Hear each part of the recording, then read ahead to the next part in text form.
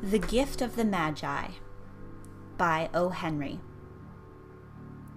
$1.87. That was all. And 60 cents of it was in pennies.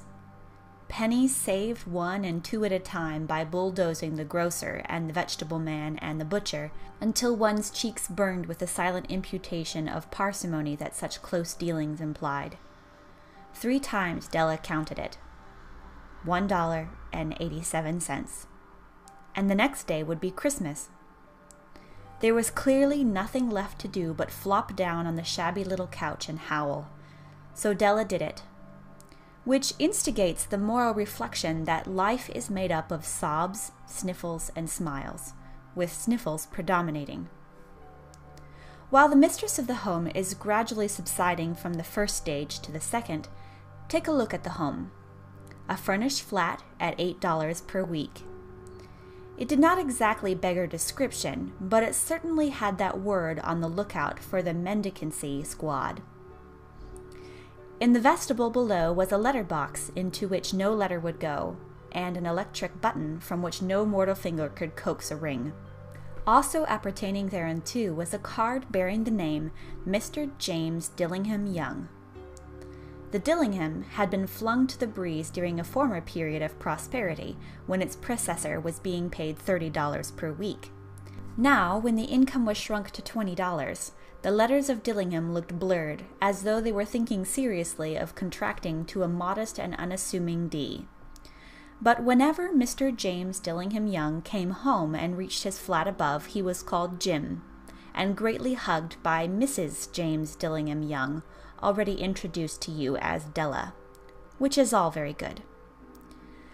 Della finished her cry and attended to her cheeks with the powder rag.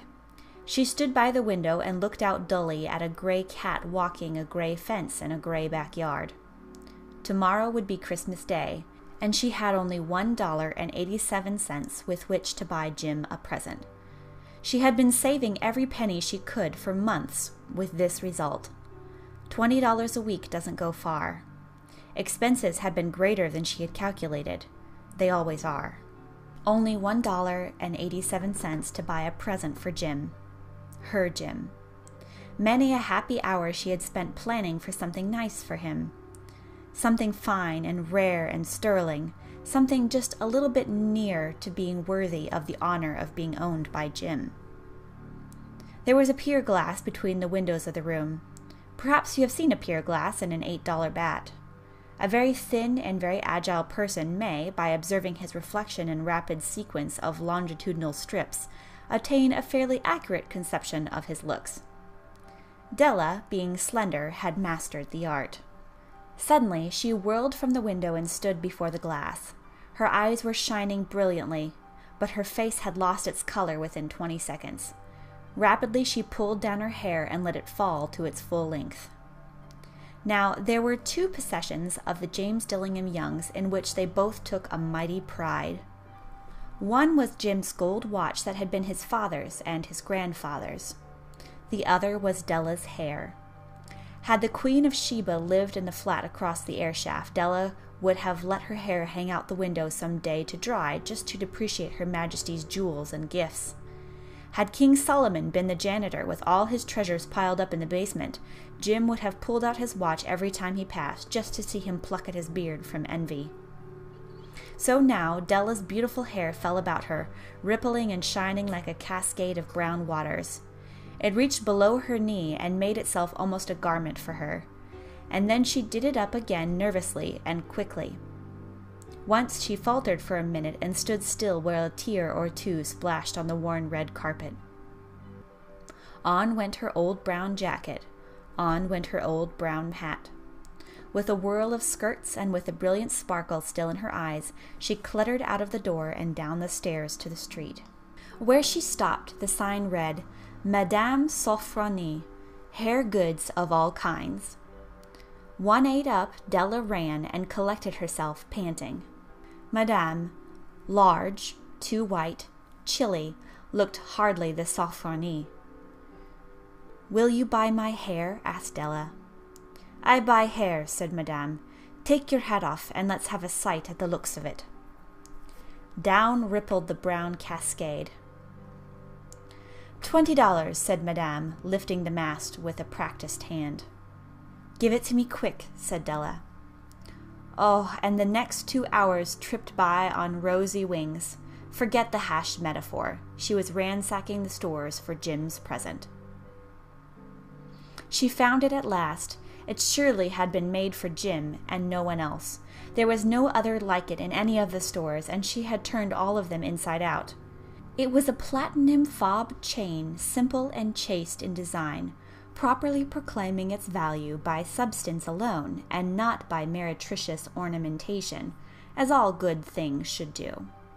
It was even worthy of the watch. As soon as she saw it, she knew it must be Jim's. It was like him. Quietness and value, the description applied to both. $21 they took from her for it, and she hurried home with the 78 cents. With that chain on his watch, Jim might be properly anxious about the time in any company. Grand as the watch was, he sometimes looked at it on the sly on account of the old leather strap that he used in place of a chain. When Della reached home, her intoxication gave way a little to prudence and reason. She got out her curling irons and lighted the gas and went to work repairing the ravages made by generosity added to love, which is always a tremendous task, dear friends, a mammoth task. Within 40 minutes, her head was covered with tiny, close-lying curls that made her look wonderfully like a truant schoolboy. She looked at her reflection in the mirror, long, carefully, and critically. If Jim doesn't kill me, she said to herself, before he takes a second look at me, he'll say I look like a Coney Island chorus girl. But what could I do? Oh, what could I do with $1.87? At 7 o'clock the coffee was made and the frying pan was on the back of the stove, hot and ready to cook the chops. Jim was never late. Della doubled the fob chain in her hand and sat on the corner of the table near the door that he always entered. Then she heard his step on the stair away down on the first flight, and she turned white for just a moment. She had a habit of saying little silent prayers about the simplest everyday things, and now she whispered, "Please, God, make him think I am still pretty." The door opened and Jim stepped in and closed it. He looked thin and very serious. Poor fellow, he was only 22, and to be burdened with a family. He needed a new overcoat, and he was without gloves. Jim stepped inside the door, as immovable as a setter at the scent of quail. His eyes were fixed upon Della, and there was an expression in them that she could not read, and it terrified her. It was not anger, nor surprise, nor disapproval, nor horror, nor any of the sentiments that she had been prepared for. He simply stared at her fixedly with that peculiar expression on his face. Della wriggled off the table and went for him. "Jim, darling," she cried, "don't look at me that way. I had my hair cut off and sold it because I couldn't have lived through Christmas without giving you a present. It'll grow out again. You won't mind, will you? I just had to do it. My hair grows awfully fast. Say Merry Christmas, Jim, and let's be happy. You don't know what a beautiful, nice gift I've got for you." "You've cut off your hair?" asked Jim, laboriously, as if he had not arrived at that patent fact yet, even after the hardest mental labor. "Cut it off and sold it," said Della. "Don't you like me just as well, anyhow? I'm me without my hair, ain't I?"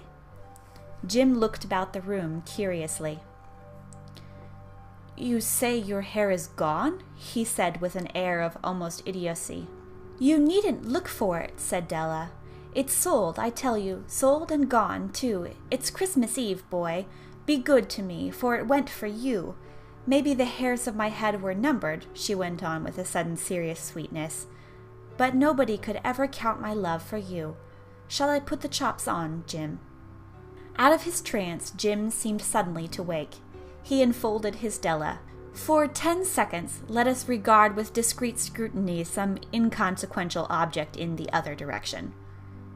$8 a week, or $1 million a year, what's the difference? A mathematician or a wit would give you the wrong answer. The Magi brought valuable gifts, but that was not among them. This dark assertion will be illuminated later on. Jim drew a package from his overcoat pocket and threw it upon the table. "Don't make any mistake, Dell," he said, "about me. I don't think there's anything in a way of a haircut or a shave or a shampoo that could make me like my girl any less. But if you'll unwrap that package, you may see why you had me going a while at first." White fingers and nimble tore at the string and paper. And then an ecstatic scream of joy, and then, alas, a quick feminine change to hysterical tears and wails, necessitating the immediate employment of all the comforting powers of the lord of the flat. For there lay the combs, the set of combs, side and back, that Della had worshipped for long in a Broadway window. Beautiful combs, pure tortoise shell with jeweled rims, just the shade to wear in the beautiful vanished hair. They were expensive combs, she knew, and her heart had simply craved and yearned over them without the least hope of possession. And now they were hers, but the tresses that should have adorned the coveted adornments were gone. But she hugged them to her bosom, and at length she was able to look up with dim eyes and a smile and say, "My hair grows so fast, Jim."